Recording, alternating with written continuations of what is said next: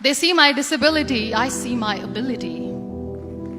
They call me disabled, I call myself differently abled. There are some incidents that happen in your life. Those incidents break you, deform you, but they mold you into the best version of you.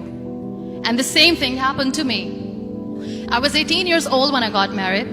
My father wanted me to get married. And all I said was, if that makes you happy, I'll say yes.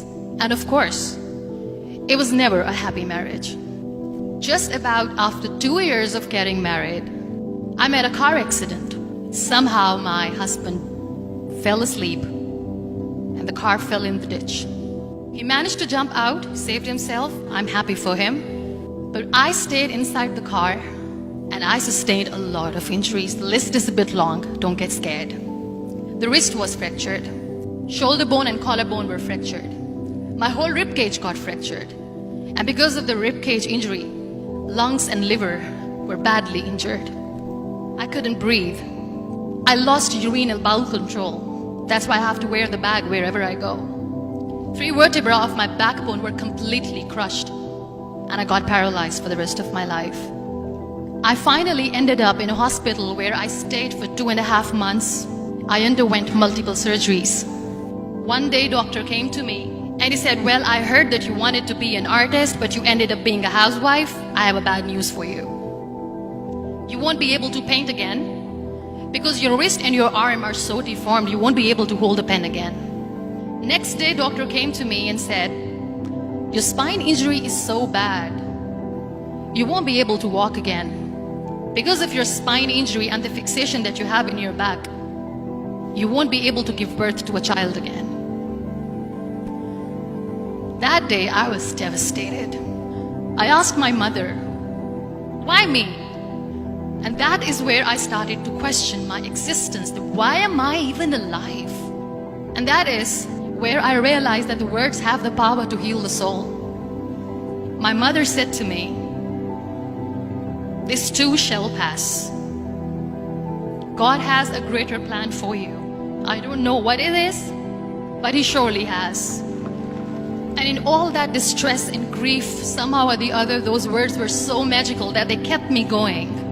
One day I asked my brothers, I know I have a deformed hand, but I'm tired of looking at these white walls in the hospital and wearing these white scrubs. I'm getting tired of this. I want to add more colors to my life. I want to do something. Bring me some colors, bring me some small canvas. I want to paint. So the very first painting I made was on my deathbed, where I painted for the very first time.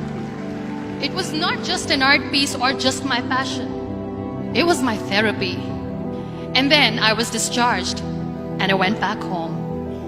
And I went back home and I realized that I have developed a lot of pressure ulcers on my back and on my hip bone. I was unable to sit. There were a lot of infections in my body, a lot of allergies. So doctors wanted me to lie down on the bed straight for not 6 months, for not 1 year, for 2 years. I was bedridden, confined in that one room, looking outside the window, listening to the birds chirping, and thinking maybe there will be a time when we'll be going out with the family and enjoying the nature. That was the time where I realized how lucky people are. That is the time where I realized that the day I'm going to sit, I'm going to share this pain with everyone to make them realize how blessed they are, and they don't even consider them lucky. That day I decided that I'm going to fight my fears. We all have fears. Fear of unknown, fear of losing people, fear of losing health, money. We want to excel in career, we want to become famous, we want to get money. We are scared all the time. So I wrote down one by one all those fears. And I decided that I'm going to overcome these fears one at a time. You know what was my biggest fear? Divorce.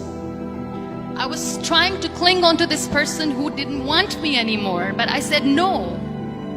I have to make it work. But the day I decided that this is nothing but my fear, I liberated myself by setting him free. And I made myself emotionally so strong that the day I got the news that he's getting married, I sent him a text that I'm so happy for you and I wish you all the best. And he knows that I pray for him today. Number 2 was, I won't be able to be a mother again. And that was quite devastating for me. But then I realized there are so many children in the world, all they want is acceptance. So there is no point of crying, just go and adopt one. And that's what I did. People think that they will not be accepted by the people because we, in the world of perfect people, are imperfects. So I decided that instead of starting an NGO for disability awareness, which I know will not help anyone, I started to appear more in public. I started to paint. I decided that I'm going to join the national TV of Pakistan as an anchor person. And I've been doing a lot of shows for the last 3 years. I became the National Goodwill Ambassador for UN Women Pakistan, and now I speak for the rights of women, children. We talk about inclusion, diversity, gender equality, which is a must. Every time I go in public, I always smile. It's always a big toothy smile on my face, and people ask me, don't you get tired of smiling all the time? What's the secret? I always say one thing, that I have stopped worrying about the things that I have lost, the people that I have lost. Things and people who were meant to be with me are with me.